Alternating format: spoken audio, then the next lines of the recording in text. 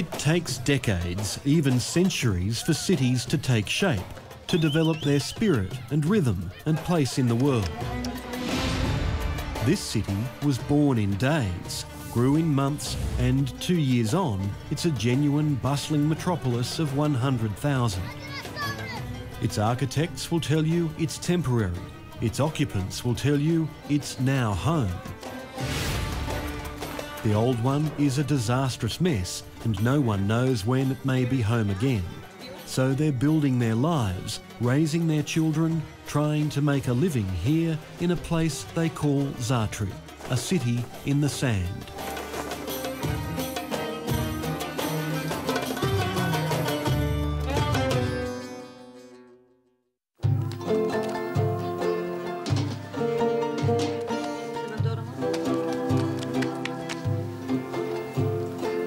The Hariri family was among the first to arrive.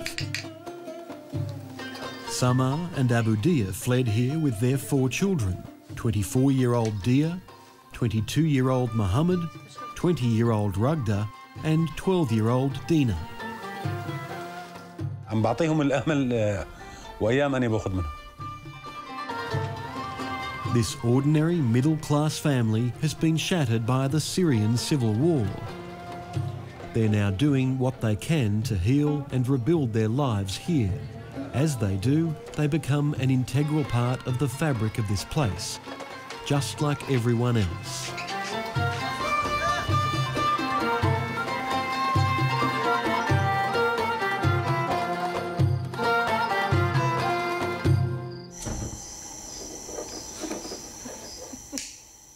Back in Syria, Abu Dia worked for the Department of Education, and Samar was the principal of a primary school.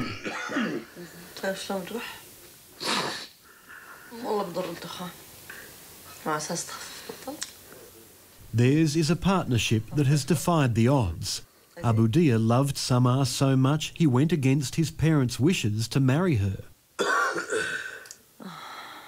بشوفوا الحياة بعيونه وأنا وياه مساعدين أول الحياة على الحلوة وعلى المرة. فيعني هو شلون بدي أقول لك نص الثاني. أنا وياه الحمد لله رب العالمين. شو بدي أحكي لك؟ يعني لو لا بموت أنا بمخيل. ما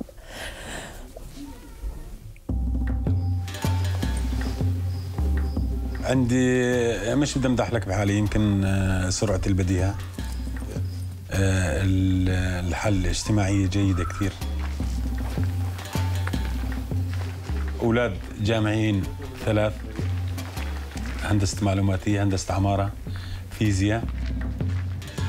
يملك من السيارات 3، عنده بئر ماء، مزرعة زيتون وعنب، أرض، مبسوط بحياته العملية، عنده أمل بالحياة بالمعيشة.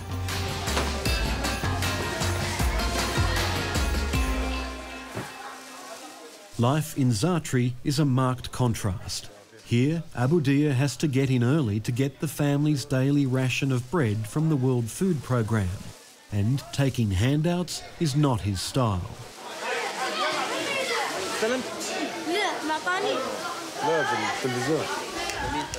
عم تفكر بنفسك انه انت ليش عم يصير فيك هيك؟ ليش صاحب الكرامة طول عمره مديوسة كرامته هيك؟ فهذا بيسبب لي ألم كبير أنا بالنسبة لي. أبوي وأمي دائما إنه بيحاولوا يعملوا أي شيء حتى يكون إحنا سعيدين، حتى إنهم ممكن إنه مثلا يعني إذا قل مثلا أكل عندنا، إذا قل مثلا ممكن هم ما يأكلوا عشان إحنا نأكل نشبع. The Hariris left Syria after Abu Dia and his eldest son were among the many imprisoned and tortured by the government of Bashar al-Assad. بشيء لا يوصف، بشعور لا يوصف. أنت عايش بمنطقة رعب. إنه هسه الأمل بفوت، بعد شوي بفوت. وضع ما حد ينطاق بالبلد. ما حد القذائف منين بتيجيك ما تعرف.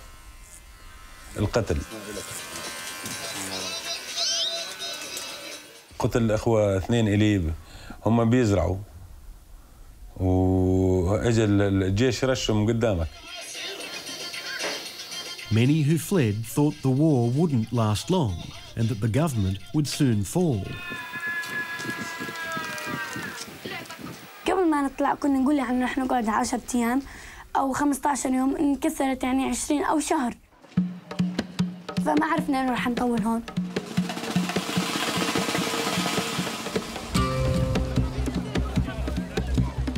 But what the Hariris thought might be 10 days away from home has turned into 2 years. And they've now become just one family amongst 2.8 million Syrian refugees. It's the worst refugee crisis the world has seen in over 20 years. Jordan is currently hosting 600,000 Syrians, Lebanon over 1 million, Turkey 750,000 and Iraq 200,000.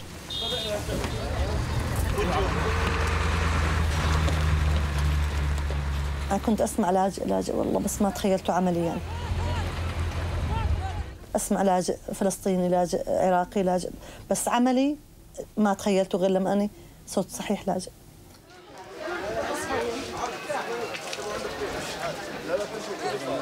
And they keep coming. This man and his children are among 361 people who've just arrived at Zaatari. الطريق كان وعر ومشقة وصعب بشكل يعني خايفين. اي نعم، احنا على الطريق كنا نمشي على العتمة بالسيارة، وكان الجيش من يشوف هيك ضوء كذا بيضرب علينا، يعني عرفت علي كيف؟ وانضربت كذا سيارة يعني قبلنا وبعدنا. اي نعم. في عندي طفلة صغيرة راحت يعني بتموت على الطريق. إيه، والحمد لله وصلنا، والله وصلنا بخير وسلامة. There are so many emotions in this room. People are fearful.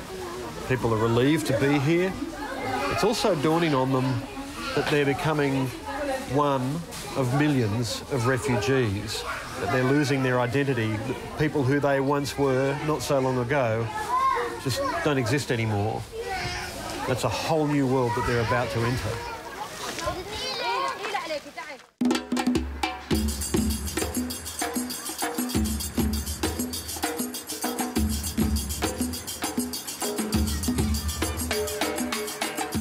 Somebody ordered it? Zaatari camp is run by Kilian Kleinschmidt, a United Nations veteran of crises in the Balkans and Africa who's clocked up 25 years in the humanitarian aid business. How are you? Hi. Before he took charge last year, there were frequent stone-throwing protests and even riots in the camp. It was sort of an environment of violence, a culture of violence, a culture of discussing things with stones.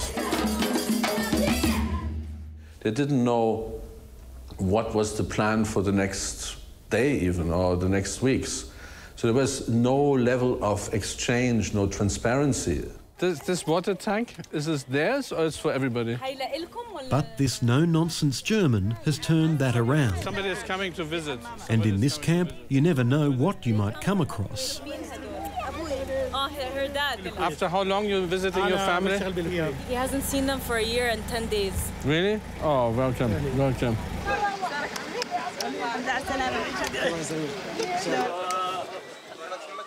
This young man just heard about an attack back home in Syria. He's saying people today in the village he's from were slaughtered in Syria. I'm sorry to hear, sorry.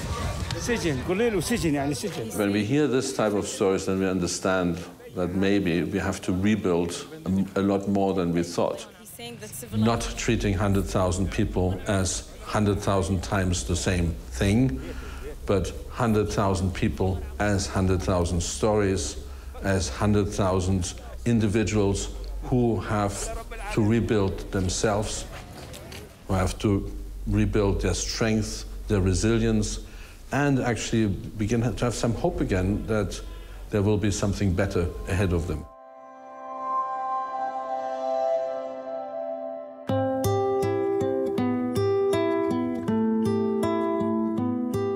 It's hard to imagine how much the Hariri's life has changed over the past few years. مهما تغربت أنت لا يمكن تنسى البيت. بيت عمرته خلال 15 سنة أني. كل وردة إلها قصة، كل شجرة إلها قصة عندي.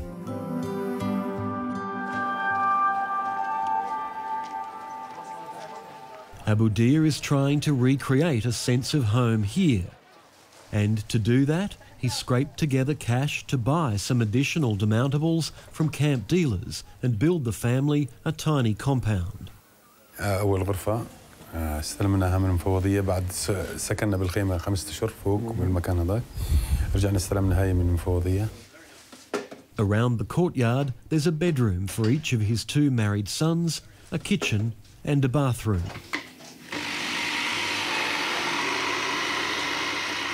والله أبو ضياء بيشتغل بكل طاقته حتى يأمن لنا نفس الجو اللي كنا عايشين فيه بسوريا. بس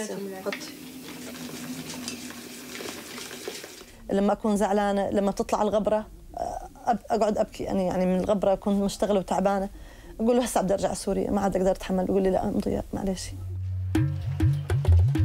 However, all that Abu Dia has achieved is actually against the rules. The Jordanian government is adamant this camp is just a temporary solution. Syrians are not allowed to leave the camp unless they're bailed out or need special medical treatment. At the same time, the buying and selling of these demountables is forbidden. And refugees are banned from bringing concrete and building materials into Zaatari. But when you're in a fight to survive, rules are made to be broken. And as the weeks have turned into years, each family has done what it can to get ahead. Because as much as it hurts to admit, for now, this is home.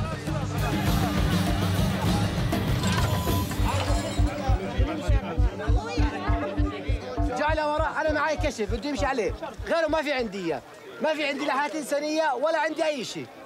وصل أو إني ألف الكرامة ولا يطلع برا. غير الكرامة بعرف. جواهر. These portable shelters, like Abu Dia's, have become the camp's most prized possessions, and there are always arguments over who gets one and why.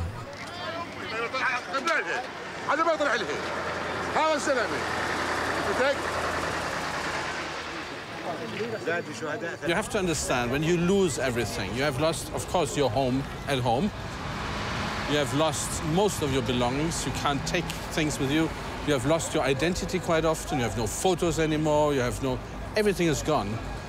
So this feeling of me, I have to protect myself, becomes even more important in this context than it would be for you and me. For them to be able to say, no, this is mine now, counts much more than anything. الحل شو برايك انت؟ الحل شو برايك يعني؟ الحل انه استنى ربنا يفرجها، لانه انت مستلم كرفان. عرفت كيف؟ يعني انت امورك يا اخي بطبخ فيها وبنام فيها وكل شيء، بس بدي كمان عندي مرضى نفسيين. سجل عند رئيس الشارع، سجل عند رئيس الشارع. ما بديش اسكت.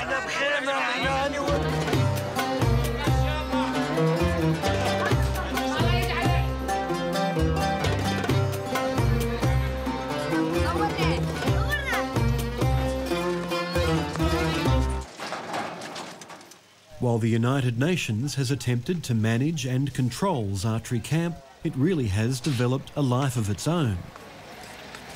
A complex little city has emerged out of the desert, with shops and people offering all manner of services.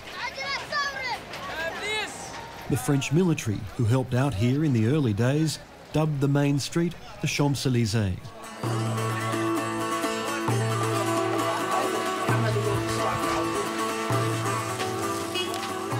It is unbelievable how fast they have gone within not even 2 years of the existence of this camp in setting up their homes, and setting up shops, and setting up some form of a new life. It's amazing.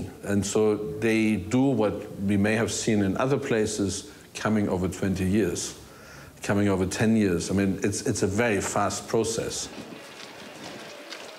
In the middle of the Champs-Élysées, Abu Dia's brother Mohammed and his cousin have set up a bakery. They're busy preparing popular Arabic fare like manache, a type of pizza. The business is especially important because the cash it generates helps look after the whole extended family, among them the children of Abu Dia's dead brother. 3-year-old Akram is one of the nephews he now helps provide for. طبعا اكيد لولا قامت بعيشه بدك شيء معيشه ومعيشه غاليه هون مش سهله هذا طالب مدرسه كمان ابنه لاخوي بيقرا وبيشتغل بيساعد ابوه كمان هسه اجى من المدرسه اجى من المدرسه هون.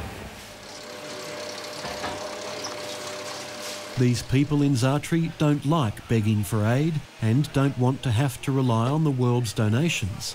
They want to be self-sufficient. But their entrepreneurial, can-do attitude can also be a major headache.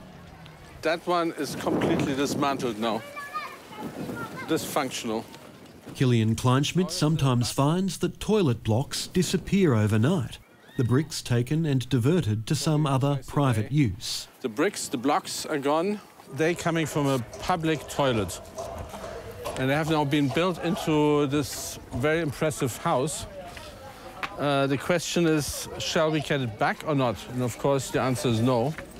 Thinking about 60 buildings which have disappeared. And this is how they use the materials.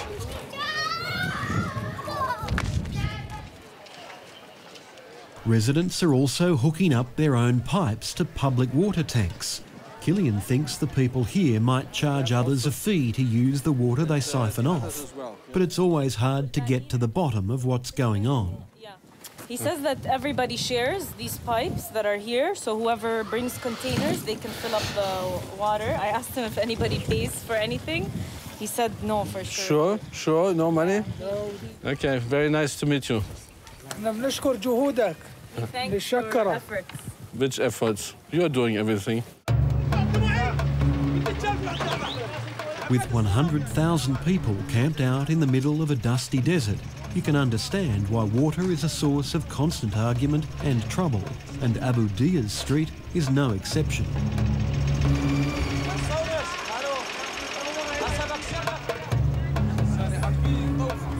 Like many refugees who've been here for a long time, Abu Dia can afford to have his own water tank.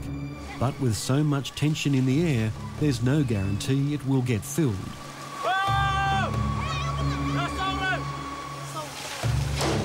Meanwhile, new arrivals at the camp have to fight it out at the public water tanks.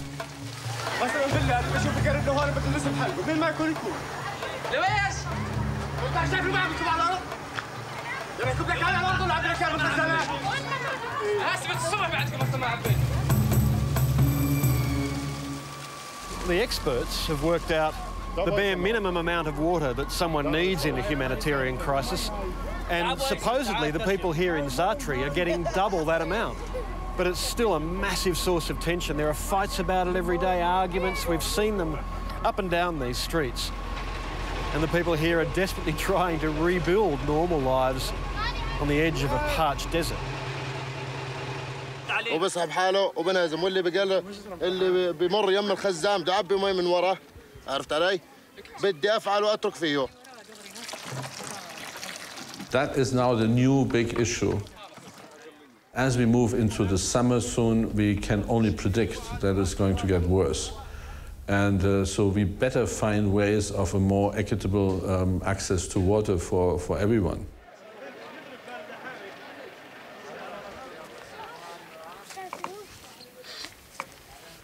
The ingenuity of the Syrians is pretty impressive.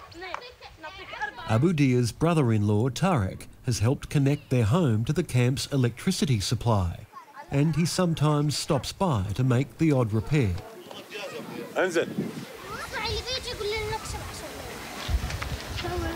أنا حاط لك من ورا مشترك لهم من ورا خطين للدار وللمطبخ.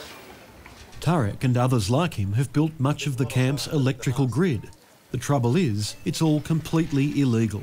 Another case where those in charge have been forced to adapt, just as the refugees have. So our electricity bill is right now in the range of about $750,000 a month, and about 85% or so of this is being illegally taken from the public lighting system. Despite all that Samar and Abu Dia have managed to scrape together for their children, there is one crucial element missing. أنا كنت أتوقع الناس كلها تغار من اللبس، من الأكل، من كل شيء، بس عائلتنا بتغار من التعليم. قالت له والله نعست. كان بهمني جدا إنه أولادي يطلعوا متعلمين. أسهر معاهم وأتعب معاهم لأني كنت مقتنعة إنه هو التعليم أساس الحياة.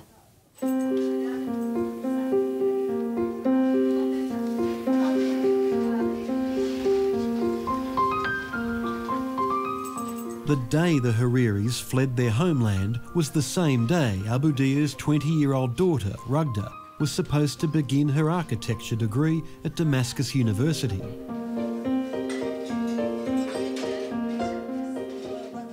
بحب أرسم آثار، بحب أرسم بيوت، وهاي لأنه باختصاصي عمارة. كانت حلمي وبس ضاعت. When the family first got to Jordan, Abu Dia and Samar desperately tried to ensure their 3 eldest children could continue at university. لما حملوا شناتيهم وهربوا من المخيم كان شو هدفنا؟ إنه يطلعوا يدوروا بعمان على جامعات. فطبعاً هذا دفع للتعليم، كنا مقايسين عن كل شيء هم يتعلموا. In the end, though, it came down to one simple thing. يعني بالأردن ما في جامعة، ممنوع للسوري يدرس بالجامعات، أو بده ماني، بده مصاري. ما في إمكانية، يعني إحنا ما معنا إمكانية إنه ندرسه بمصاري لدينا. مثل كل الناس اللي بالمخيم.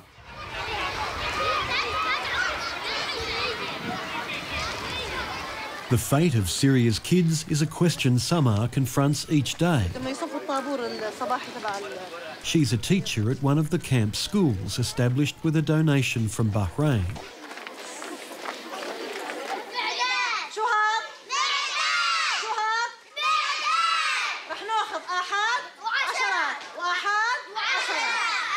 In this classroom, Samar is determined to give the kids the best opportunities she can.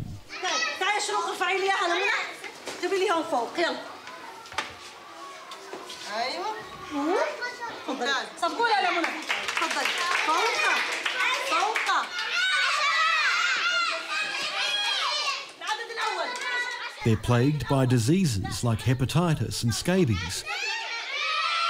The classes are terribly overcrowded, and some lack the basics like pens and pencils. The biggest challenge, however, lies with those like the newest arrival, Haya. حرقت قلبي البنت وناديت لها لعندي وصرت أطبطب عليها وشو بدك شو أجيب لك شو أنت مع مين إجيتي؟ قال أنا إجيت مع أبوي مصوب بإجره وبإيده وأمي ماتت بقذيفة بسوريا. It's a reminder that nearly everyone you meet in this camp, from young to old, has been witness to unspeakable horrors. إن شاء الله يعني إني بتمنى إني أعطيها جزء من اللي الأم بتوفر إن شاء الله، جزء بسيط يا ريت أقدر إني إن شاء الله.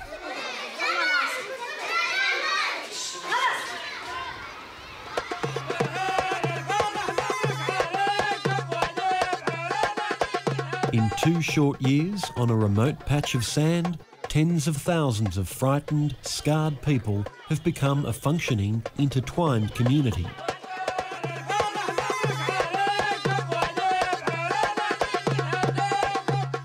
Profound friendships have been forged. Every now and then, love blossoms, and a makeshift camp becomes a makeshift function centre.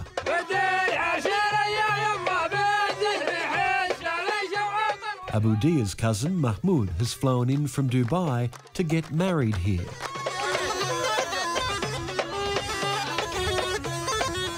While the bride-to-be is getting ready, it's time for the men to dance. هذا عرس مصغر عبارة عن تسلية أو عرس ترفيه.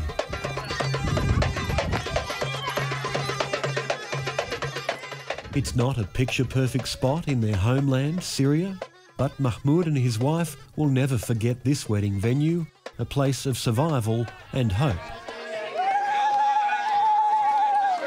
So for now, for everyone here, this is home, even if it is haunted by memories of the other. المأزق صعب. قد ما تحكي عنه رح يكون أصعب شيء بحياتك. احنا مش بنتعطاهم او يعني بنقول لهم انه يساعدونا، لا، رد الظلم. يعني انت حاول انك ترد الظلم لو بكلمة حق تجاه الشعب السوري كله، تجاه الاطفال، ما بدناش تجاه الشباب اللي دمرت دراستهم وراحت كلها.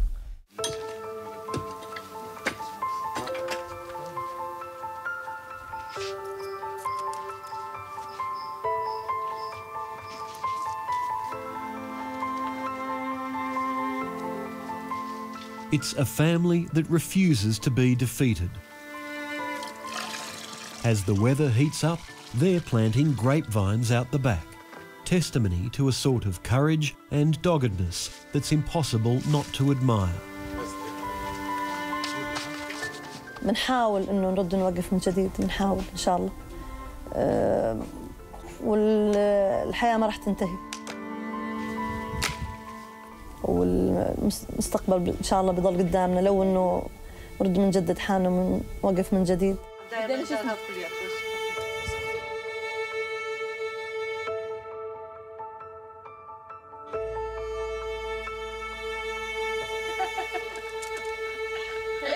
الله اسكتوا. خلاص.